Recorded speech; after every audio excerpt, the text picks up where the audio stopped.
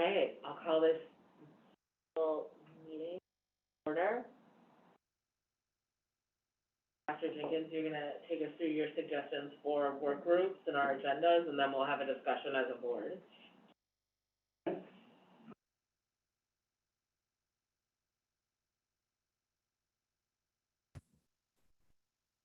Are you ready? Ready. All right. You want to say unmuted?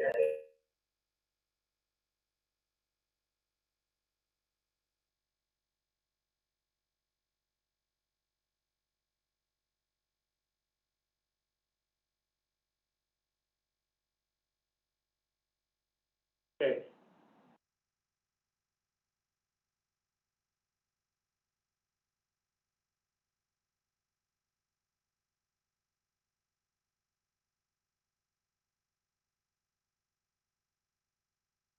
You ready, Barb? Yeah. We're going to go ahead and get ready to get started as we're going to do our School District Board of Education workshop today, where we're going to be talking about what we're looking to do throughout the year and the various work groups that we're going to have and what we want to try to accomplish. So, as I said, Dad, I'm very excited to get started as we're looking out for the year.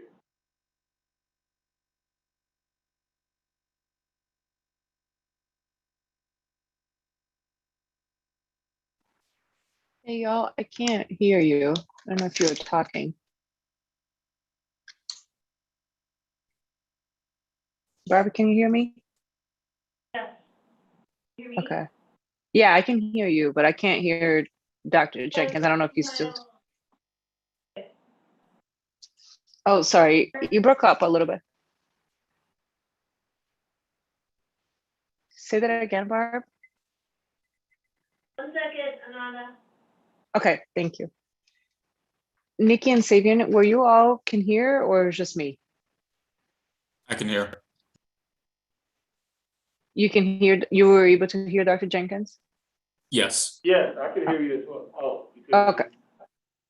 Okay, I can hear everybody now. Sorry. Great. Dr. McGregor, are you there?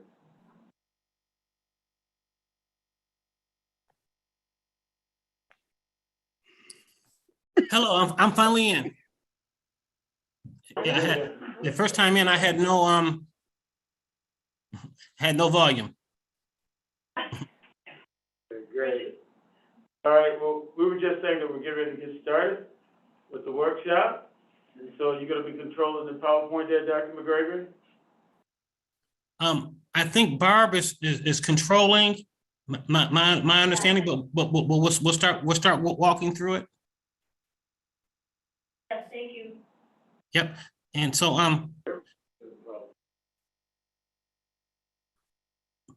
and so let's go to the next slide. There are 2 meeting objectives. Review of potential 2021-2022 topics and update the Board of Education calendar. We ground everything that we do in our strategic framework. Goals. Goal 1 is every child on track to graduate ready for college, career, and community. Goal 2 is ensuring that district and every school in it is a place where children, staff, and families thrive. And goal 3, African-American children and youth excel in school. We think about our ground rules. We have our ground rules for looking at things from the perspective of the individual, where we assume positive intentions and own the impact that we are making on the group and individuals. We strive for active trust building and empathy. We acknowledge the impact of our decisions on real people. And we talk about the responsible use of social media. Those are contrasted with the collective, where we try to ground our discussions and decisions in our core values. We're also making space to address dissenting views. And we try to model a positive cabinet and SLT relationship and partnership with the board, for the entire MMSD organization. And in the final bullet point under the collective, which I think is just so important, we try to facilitate our discussions with an eye towards humanity. We have to, in everything that we do, continue to strive to uplift human decency. And so we're trying to be respectful for our community that's tuning in, trying to watch for our meetings going too late. And we also try to watch for an adversarial tone and adversarial interactions, because members of our community, our children, our students, and our staff are watching us, and how we interact shapes how they interact. And that all has an impact, particularly on goal 2 of our strategic framework. Go to the next slide. Excuse me 1 second. Barb, in the message that the PowerPoint is not on the screen, it's just your note. I can see the PowerPoint. You know? I can also see it. I can see it. You saying that? Chelsea does. So are you saying you can't see it, outside the meeting in the YouTube? Then like, she's not looking at what we're looking at, she's looking at YouTube. I'm looking at it from all angles, so it should be everybody. The fact that they weren't seeing it on YouTube, I have my person who will tell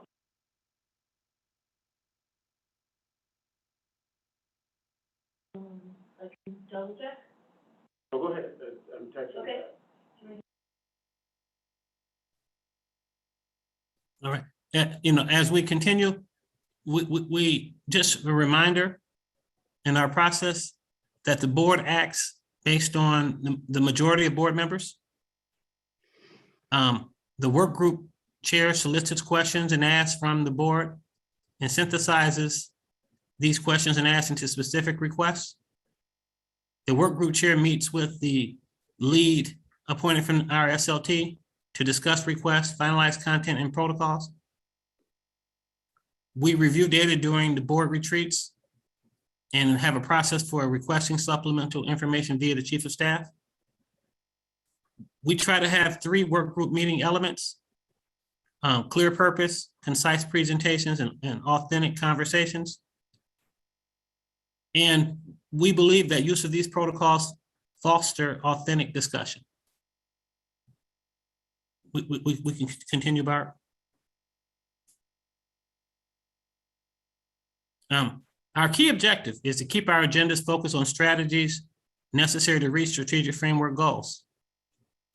We've proposed a variety of instruction work group topics related to recalibrating the 21-22 budget and academic plan, discussions about our continuing decisions regarding reopening, Black excellence, as well as putting additional focus on goal 3 of our strategic framework, wellness, our education and equity audits,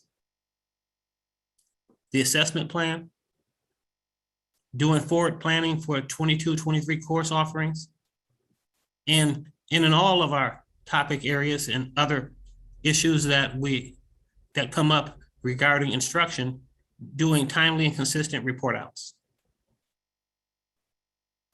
Some of the operations topics that we typically have considered and would like to consider this year are the budget, enrollment projections, that is, updates on our referendum progress, our human resources plan, the initial direction of the state budget. And when we say initial direction, that's an ongoing, because there could be an initial, an intermediate, a semifinal, a final, and even a post, depending on the directions that the state legislature goes. And then, of course, in all of our operations topics, we look at how all of this is supporting our academic vision.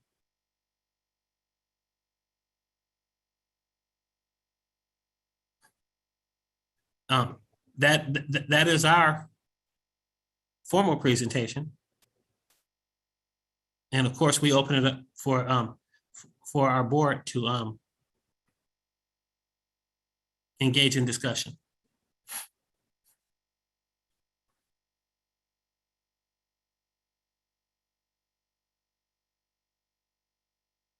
So, you've heard our former presentation of the big buckets, but in this, you know, all the big buckets, you know, we've had discussions about making sure that we're addressing the social-emotional well-being, the mental health, for our students, for our staff. We're looking to do that. We're gonna be centering, our goal 3 seriously this year is Black children and youth will excel. And we're trying to move our district to the next level. We wanna come back. And when I say next level, understand that's not even cliche. It's just saying, how do we drive through what we just come through, the COVID, and getting ready and preparing ourselves for what may be coming? So we wanted to open it up for the board members to have some real discussions. But everything that we do, we want to take the long view on it and work backwards. So we've been having planning. We're going to bring back to you once we decide upon the topics of how we're going to work backwards. We're starting out with next August, what's happening, and work everything backwards from this particular meeting to the budget presentation in June. And I've walked you through some of those things before, the pre-budget, those large consent agenda items, the HR, everything in May, April, those things that we'll be talking to along the way, and just assessing. And as you saw, the assessment on that, not just assessing what we're doing for children, but our continuous formal assessment of how we're progressing, how are we getting to those targets which we set here together. And so that'll be spelled out a little bit deeper to you a little bit later. But we wanted to agree on the topic first before we come back and spell it out. The HR plan that you saw in here as well, but we're not only doing the HR plan. As a part of the HR plan, we're looking at what we're doing with special education and how we're gonna have that plan based off that audit work that we've seen, and how we're gonna be remedying some of the things that we know have been challenges.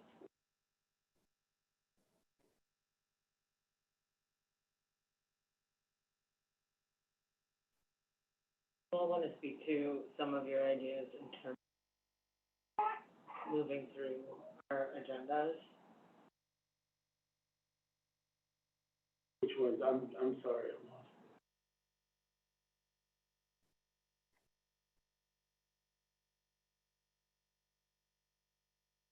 The agendas and the work, as well as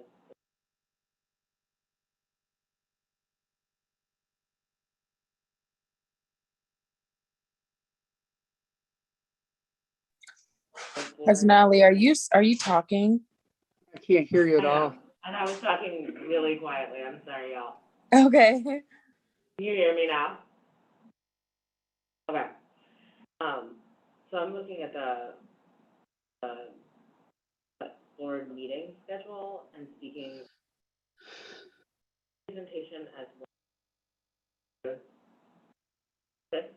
I was thinking that was just an example of what we did this year as far as the layout. Mm-hmm. It says 2021, so I'm not sure it's populate that with our upcoming calendar based on this Yes. discussion.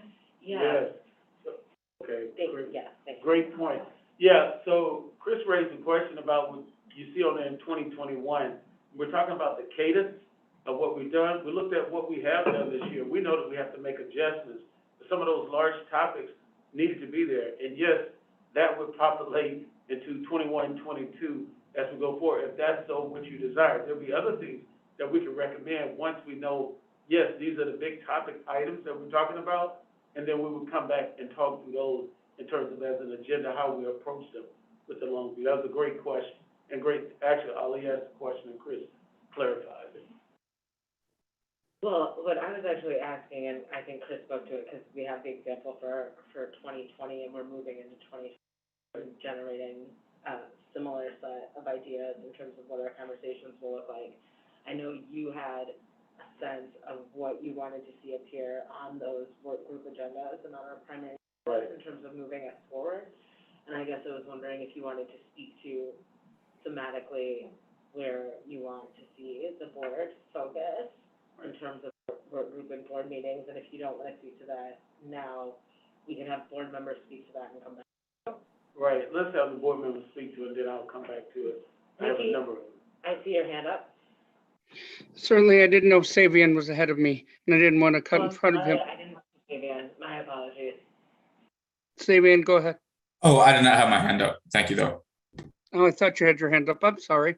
I was wondering if we could suggest topics because the dress code has been an issue that I keep hearing from a lot of students, and we say a lot about hearing student voice.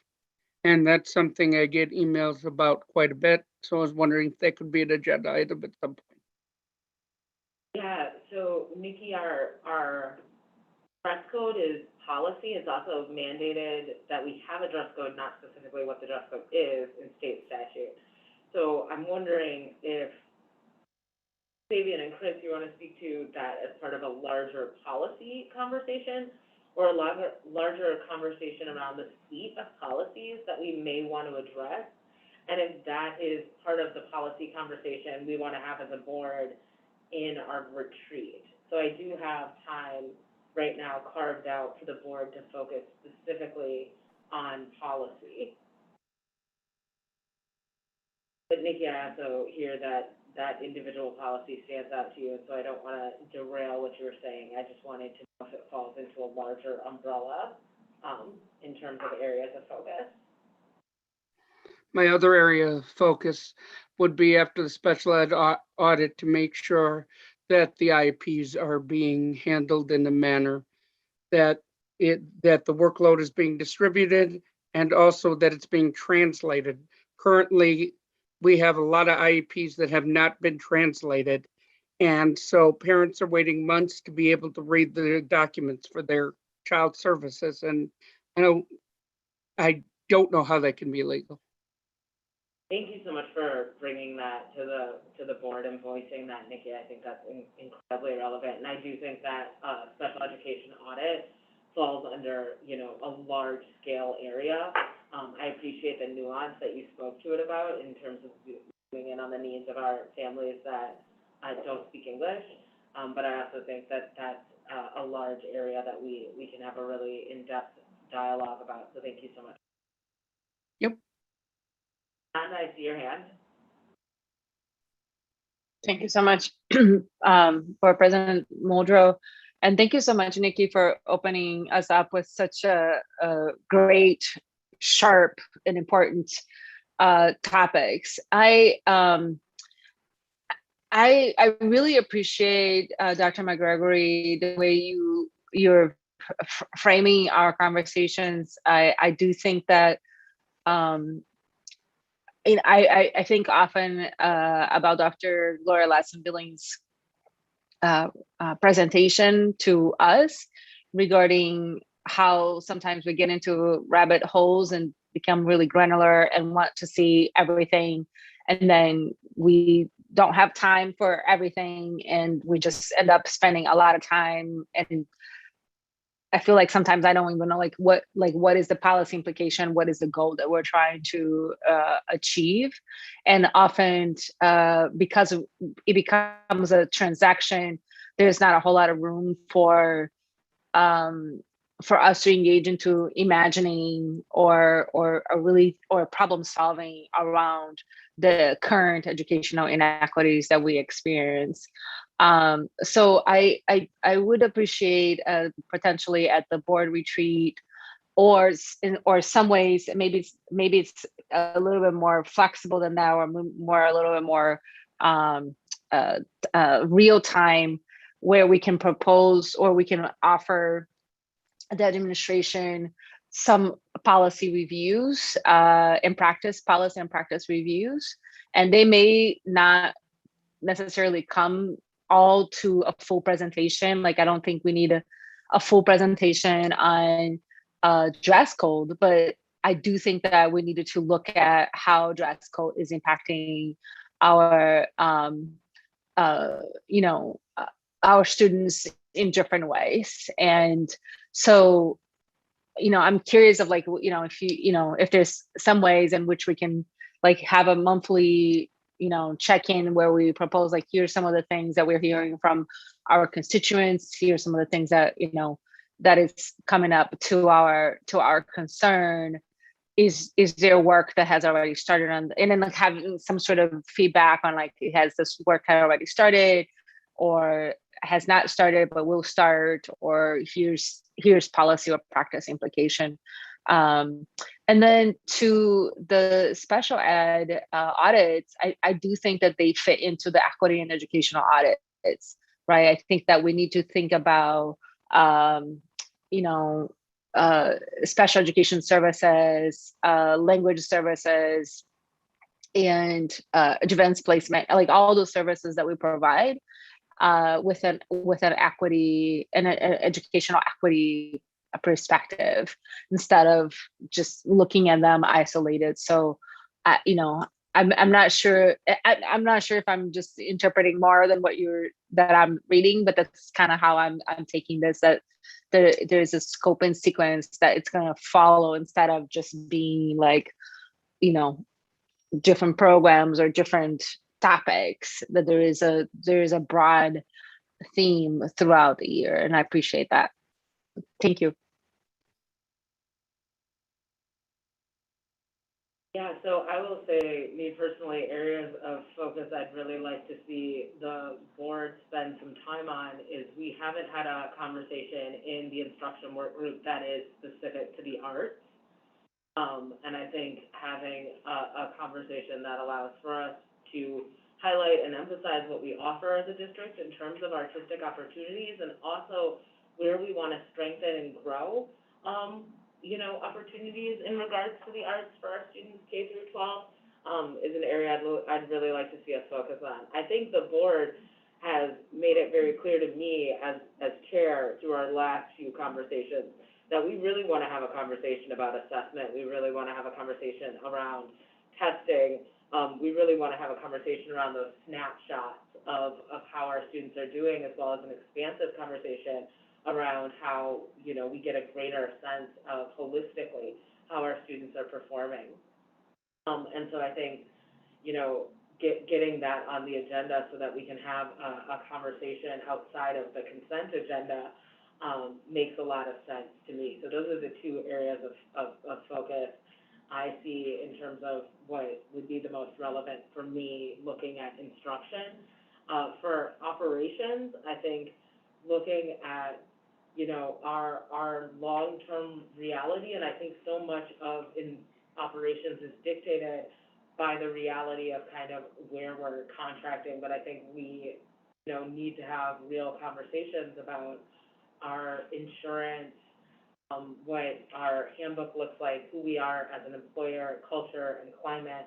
And I think that we could collapse that kind of dialogue into a larger agenda item in terms of operations. But I'm excited to hear from other board members where you want to focus this year.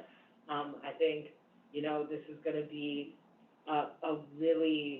a year in which we have to be both prepared and highly responsive given where we're at in terms of the pandemic. And so I think we both have to be prepared to have, strategic conversations that speak to the long-term goals we have as a board in the district, while also being highly sensitive to the nature of the pandemic at this time.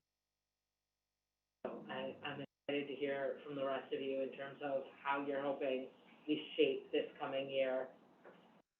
Thank you, Ananda and Nikki, for getting us started. Davian. Yeah, thank you so much. In terms of the instruction topics I'd like to see us covered, thank you for highlighting the arts, Ali. So just want to second that. In addition, I would like to see us have a conversation about how we want to reinvigorate our Pathways program in the district, and more broadly, our strategy for experiential learning and project-based learning for our students, and providing students just good opportunities to learn out in the field outside the classroom, but can still earn credit. I would like to have us continue to have robust conversations around restorative justice and instructional models for full day 4K as we move forward. And on the operations side, it is tough to predict state budgets. We have a volatile state government in many regards, but having a multi-year budgetary perspective would be appreciated. So thinking about how we find the resources to continue to fund and expand full day 4K for our kids are things I would greatly appreciate. Thank you so much for speaking to that, Board Member Castro. I also want to say that we have talked about having restorative justice be embedded in the board retreats as something that we're committed to, but I want to add on to the conversation about restorative justice, which I think would land in instruction as well, that I hope that's a conversation about discipline and disproportionality in discipline. So really allowing for us to examine the work we're doing with the behavior education plan, as well as the work we're doing with restorative justice, so that we're having an expansive, well-informed conversation about the multifaceted approaches we're taking to developmentally get intervention in terms of student behavior. Thank you, Fabian, for bringing those items to the areas of focus. Maya. Yeah, thank you. I feel like everyone has said most of the things that I wanted to say, but I did want to just reiterate, just so that there are more people that are trying, that we can see that more people are focusing on this. Art is definitely one piece, and thank you, Ali, for bringing that up. And then for me, it's definitely looking at the behavioral plans and looking at discipline in the way in which we are using restorative justice and finding the best practices that we can utilize across the district. And then the other one would just, again, be how can we figure out ways to ensure that, as Savion mentioned about the budget and looking at in the future, like how can we now start to really hone in on that, because it will get worse before it will get better. And so being prepared is always important, especially for trying to bolster our initiatives and be creative about that. So those are some of the areas that I'm interested in working on. Board Member Pearson. I saw Board Member Carusi and then Board Member Gomez-Schmidt. I want to wholeheartedly second everything that. Dr. Jenkins, I have a few questions about the things you laid out to consider in planning. My first one was, what is the recalibration of the 21-22 budget and instructional? What that's about? The recalibration of the 21-22 budget and instructional plan. Yeah, and looking at, just like you heard the relationship that Ross explained today in terms of where we were with budget for coming up 21-22, but we're also looking out and seeing if we have plan in there in terms of priorities, how we're going to sustain them. Kind of hear it coming up in the board discussion when you're talking about the full day 4K. You're talking about the arts. So the things we have in our budget now, we have to start prioritizing, taking a look down the road. Are there things that we should continue to go in that direction with, or are there things that we should stop so that we can be able to sustain? I think that we want to make sure that full day 4K is here to stay. We don't want to start it, then stop it. So we're going to have more discussion, and that is why I do want to have it as a board discussion in our work sessions that we're talking about. What's our short view? What's our long view, where we're going? And I do believe that that's one of them. When we start talking about our commitment to how we're going to look at just our overall academic plan, the first thing I start off with the finances, and I'm glad that Ross started tonight to bring us all back to reality. We're pretty happy, and I'm so thankful that our community passed the referendum, right? But the reality of it is, with our new state budget, we have to think about within how we're going to sustain our efforts. And it is not just about what we have to stop doing, what can we do to increase. You heard Ross again say about increasing enrollment. The enrollment, everyone in the state, and you led off with that, has been impacted by the enrollment. Not, I shouldn't say everybody, most people, a lot of people have, right? But we definitely have. And when we look at our enrollment trends, what things can we do? We're hoping our full day 4K, that we invest in it appropriately, and then we begin to see the return on investment. And I said 2021, but it's 21, 22, 22, 23, and it's hard right now for anyone. We used to be able to go out 5 years with a budget, but that is so difficult to do now. It's not even realistic. So we have to look within the things that we have right now and start saying, how do we calibrate our budget? Are we investing enough? We've talked about programs that we invest in terms of additional programs, like some of the things came up on consent agenda items. Are these the right investments for us to be making at this time, understanding where we may be down the road? So that's what that meant. What conversation will we have? That's a conversation we're gonna have to have throughout this year. Okay.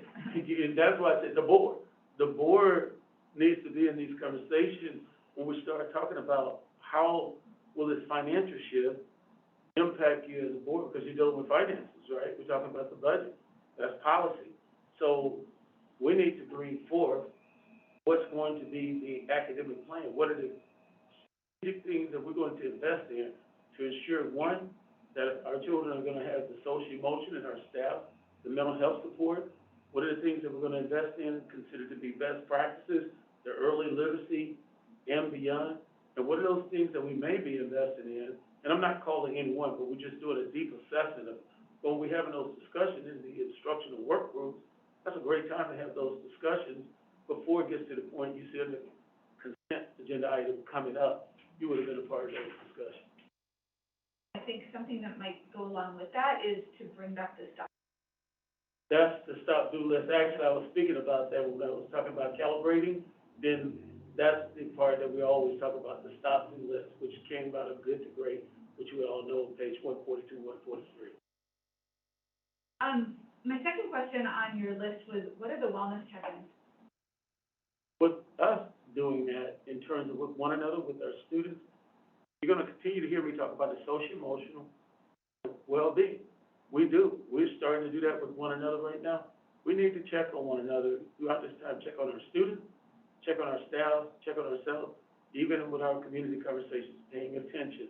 Because this whole new way of coming back, our children have been a lot in isolation. Staff been teaching virtual, now we're all coming back in. How are people handling this? A part of that is a clear example when we went out this spring and heard staff talking about concurrent teaching, and we're hoping that we come back, that we do one way versus concurrent. They had gone to about their max of what they could do. So little things like that, paying attention, and we're all gonna be doing that. I just have a few suggestions to add to the list for both persons. I want to second the comments about pathways for instruction. I'm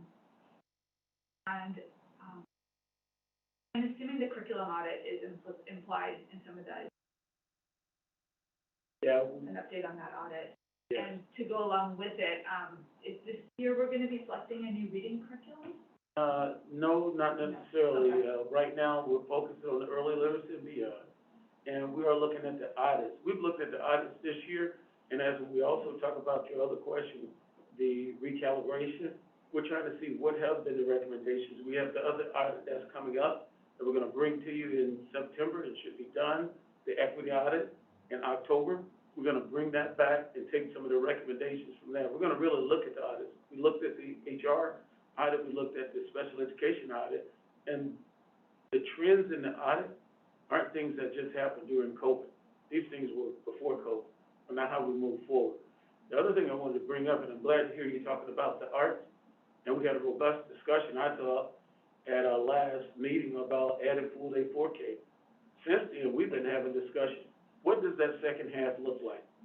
Are we just gonna add on more of the same, or are we really gonna take this as our opportunity to move in and lean in on the arts as we had that discussion? It's been a very robust discussion. I can't wait to come back to share with you in terms of where we are, but we went beyond the 4K. We started talking about throughout our district, how do we get to this piece also with the equity lens?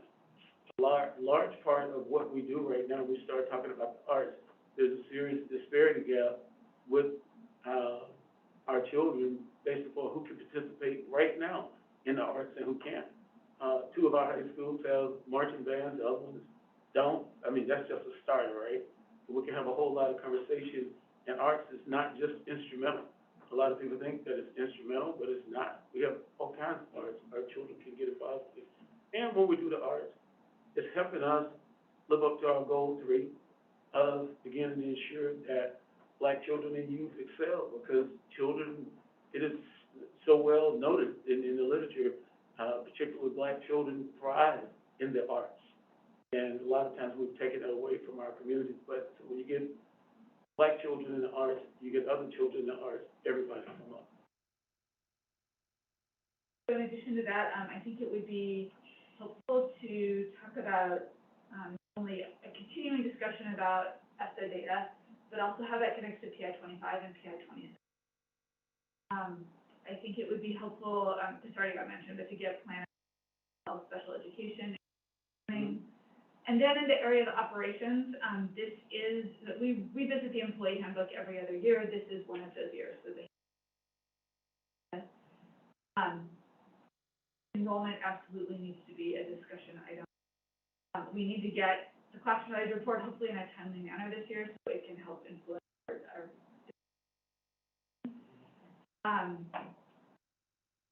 we should be hopefully soon, like once the state gets their stuff, we're figuring out ESSER 3 and figuring out those funds.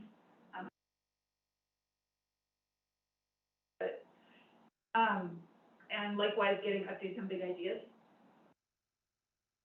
And finally, I think it would be great to do an operations and MMS, not just focus on solar panels on roofs or the referendum, but goes much more broadly into food, into land use, into outdoor education, and into preparing our students to go out into the world and face climate change.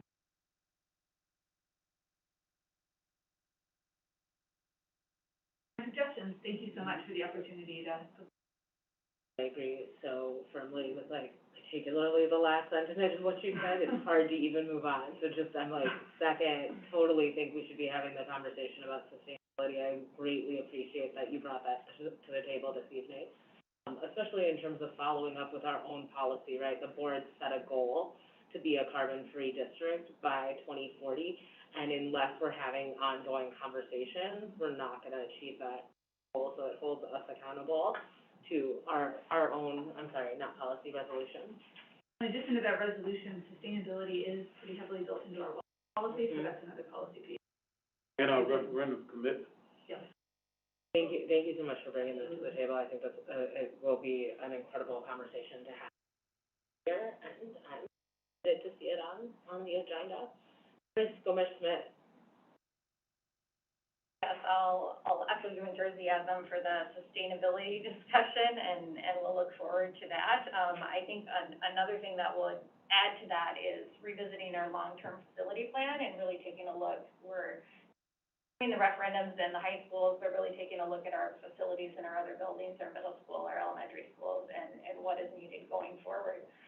In conjunction with sustainability, but in conjunction with just making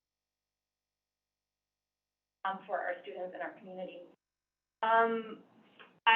There's a lot of this has been mentioned already, but I agree with the trying to figure out the special education plan, the English language learner plan, the advanced learner plan. Those kind of came to a standstill when COVID hit. We visited those, or the board did, back in 2019. And I think it's really important to figure out if we are going forward with a 5-year plan with those, or if those are, or if we're completely redesigning how we approach those different plans. One of the, I'm not sure if it fits under the academic plan, so I guess that's one of the things as we're looking at these broader categories, maybe those plans will fit under the larger academic plan that's important to us. And then for instruction work group, I also had pathways and how we are going to be looking at that going forward. The recommendations from the Reading Task Force and the selection of the reading curriculum, and that also may fit in under the larger umbrella of the academic plan going forward.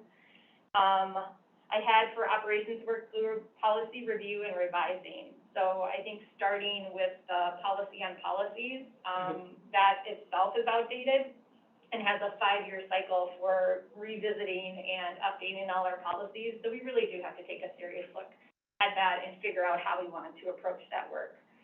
I have the employee handbook under operations also, which may fit under the human resources plan. I'm not sure if that's where it fits.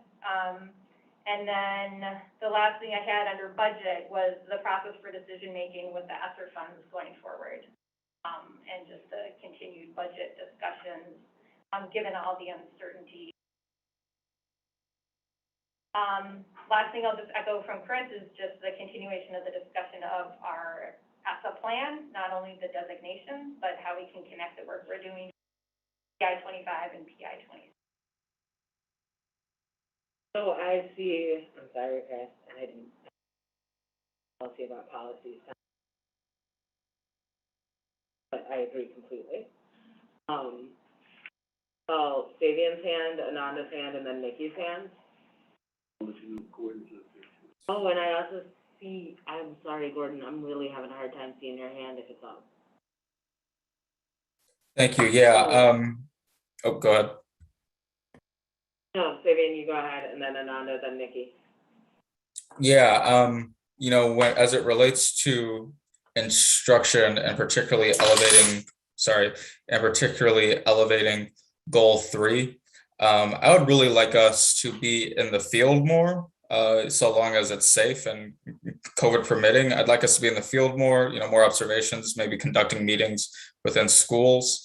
And I would also like us to try and solicit more student voice and you know, their experience in school. I think sometimes in these conversations, we tend to have them in the abstract, and sometimes, in my opinion, we use students or young people as, you know, specimens to be studied and analyzed. You know, these are real people, and I would like us to honor their voice and agency more. And so I would really appreciate if we can solicit more student feedback and voice in the presentations and topics, you know, especially as it relates to PI 25, things of that nature.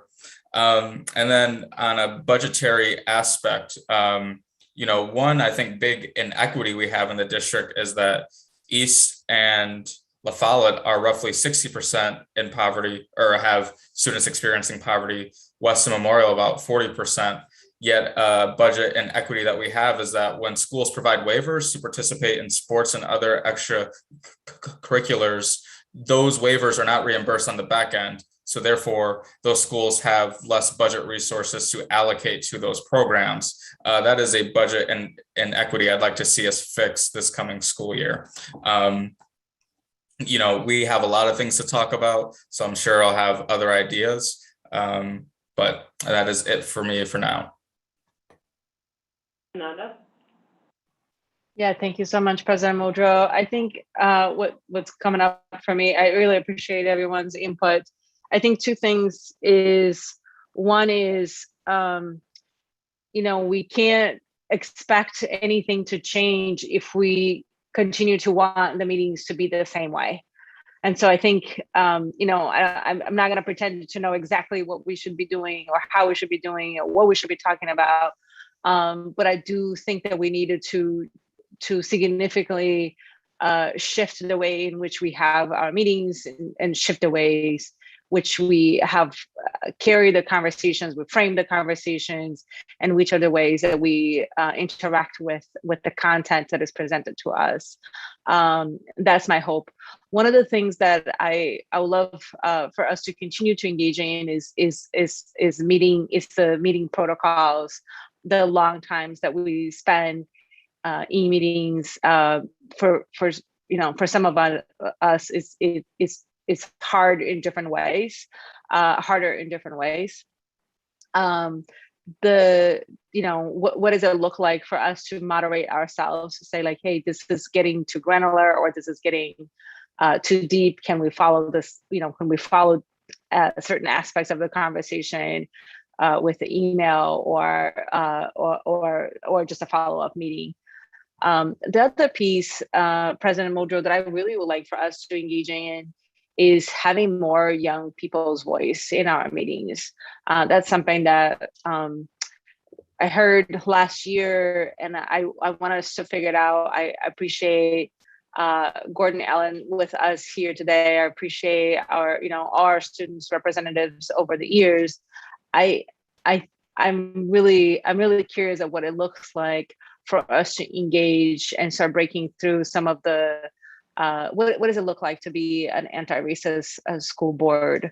We're still far from being an anti-racist district, but what does it look like for us to engage into some anti-racist practice from a board meeting protocol, from a committee meeting protocol, and potentially incorporating some of the restorative ways to have conversations, or the restorative justice practices that our district is already taking it on. So I would love to engage more in conversations like how do we do that.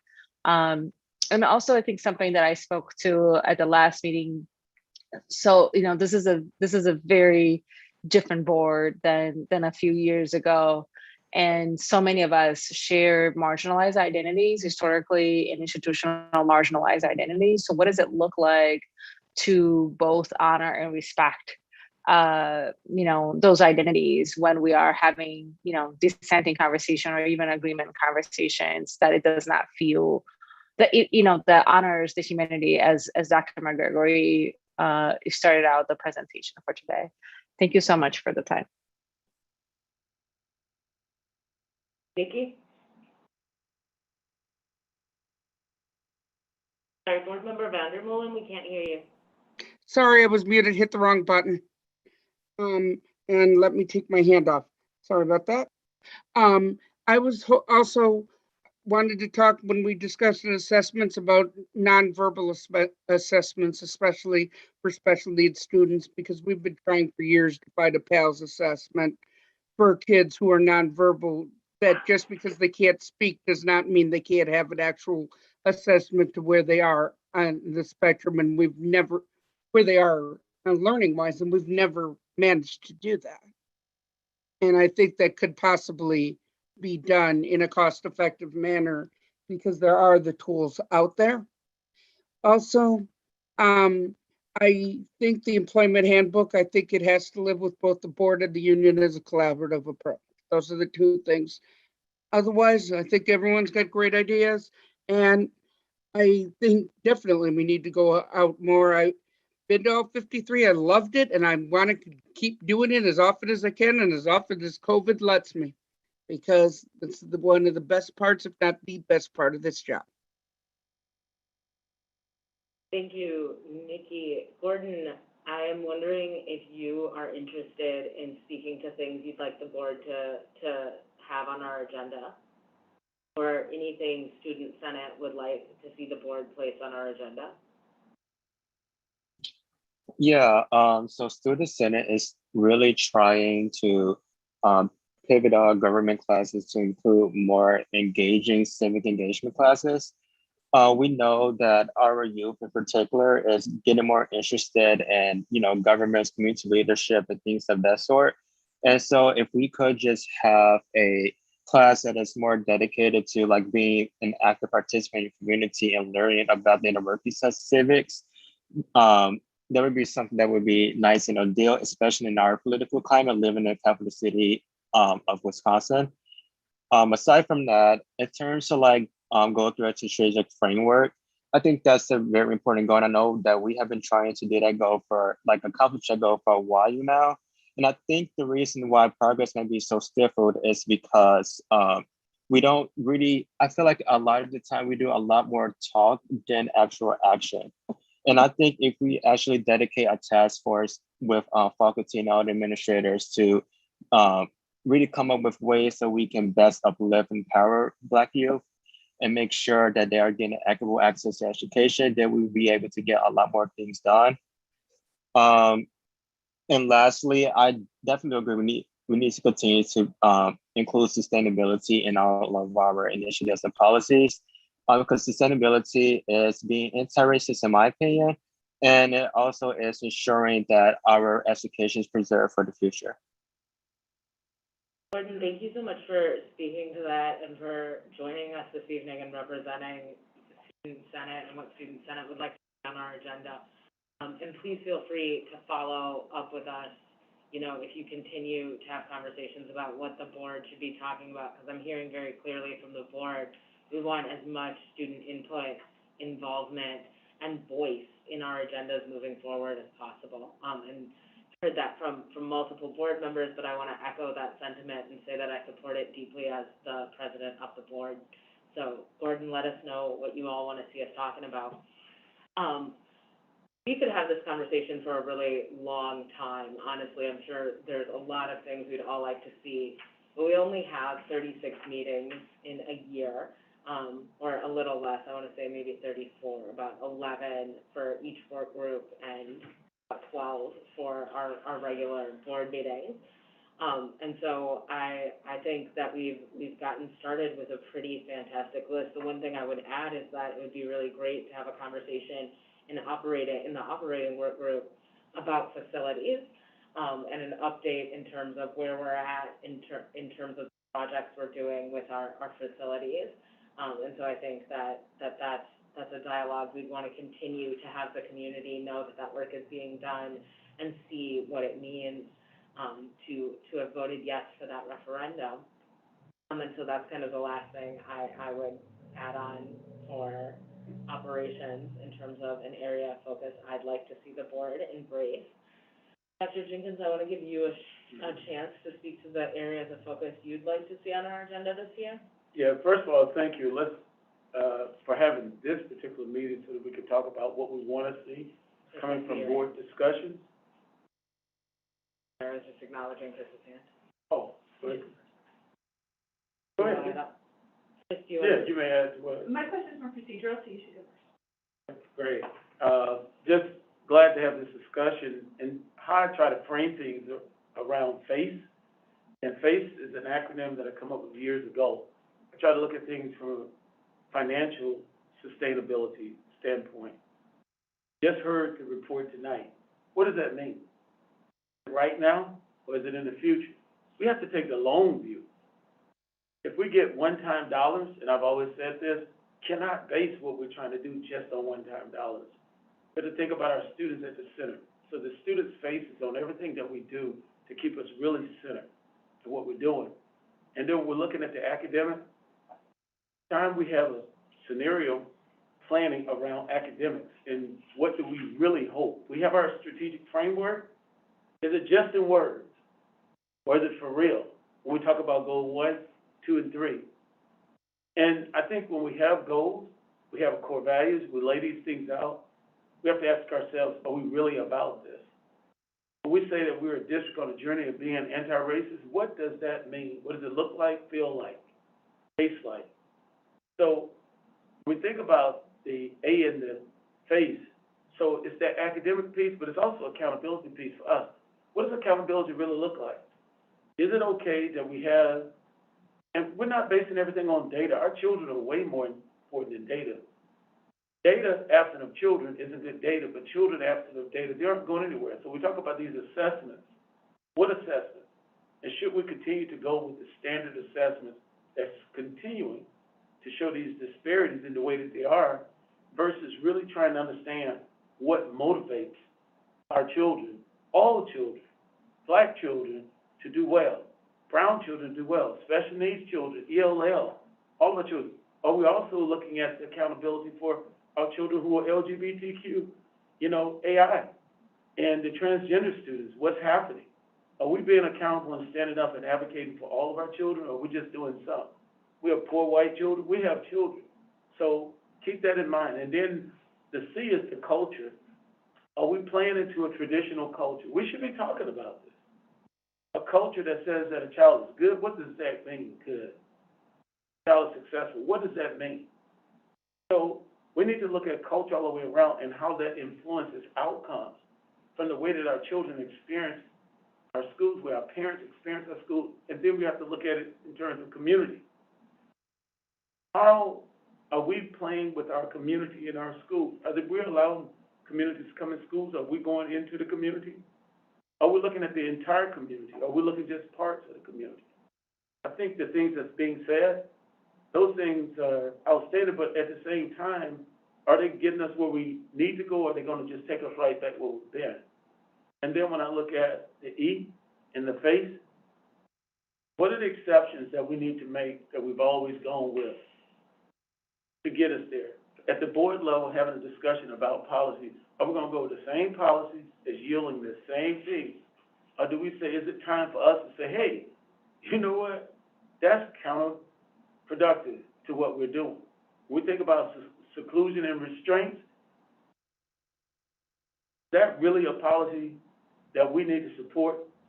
When we think about suspensions, do we think that we need to go with suspension? I'm ready to say, let's put it on the table, have a moratorium on suspensions, pre-K through 5.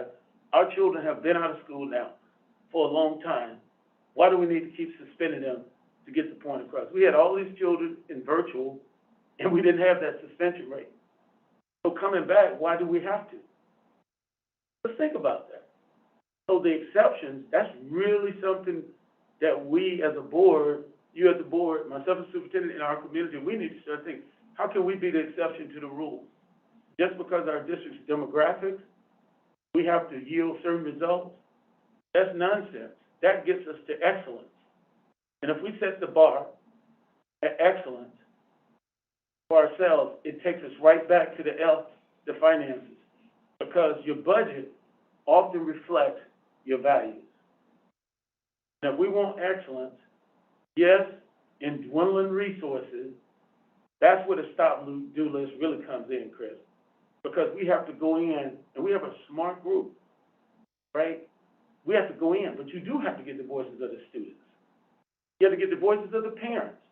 We can't change our children without engaging seriously with our parents. And that means going on the north side, going on the south side, knocking on doors when COVID allows us to, okay, or picking up the phone. We have to change our dynamics for how we supervise from central office to the buildings and being support and being servant. So I think if we do this and we bring the arts back in strong, and I think I hear the sentiment that people are talking about arts, but what does that mean? Everything you said, sustainability, everything has to become its own priority, because we cannot, in 34 meetings, focus on everything and get it done. So what I would like to do is to take a scenario planning workshop for the board, and we look out and say, okay, let's go 10 years out, 20 years out, let's work backwards. And then set some realistic, as we said, smart goals. Set those smart goals and be realistic about what we have, understanding that we're gonna have some ups and downs in terms of where we are with our financial situation, but even planning for a downturn really makes it sustainable. It really does. And understand that doing sustainability actions really is an investment that can reduce our costs in the future. Why can't we have electric buses? You know, if that's anything that we say we buy going forward, 1 in 5 vehicles that we purchase will be an electrical automobile versus one. I mean, if we say we're gonna get to our goal, when are we gonna take the action? I don't wanna say, well, that costs a little bit more than a short term. We have to have long-term thinking. That's what I would like to see. And I would just, Dr. McGregor laid it out in terms about ways of working, and just like even the earlier meeting, the tone, the way we interact, it matters because our students are watching us. And I hope you heard Gordon. Gordon, I've heard him several times. And our students, there are many Gordons in our district that look just like Gordon, but 1 in 4 kids that look like Gordon in our district will be labeled as special ed, and they will be suspended 8 times more than their peers. Look just like Gordon. You know, and I just think that's unacceptable. And I think that if we can have real conversation without stumbling over one another, our egos, our own privileges, I think we could do what needs to be done for our students in math. I said when I came here, and I believe it with everything in my heart. If it can happen, it can happen in Madison.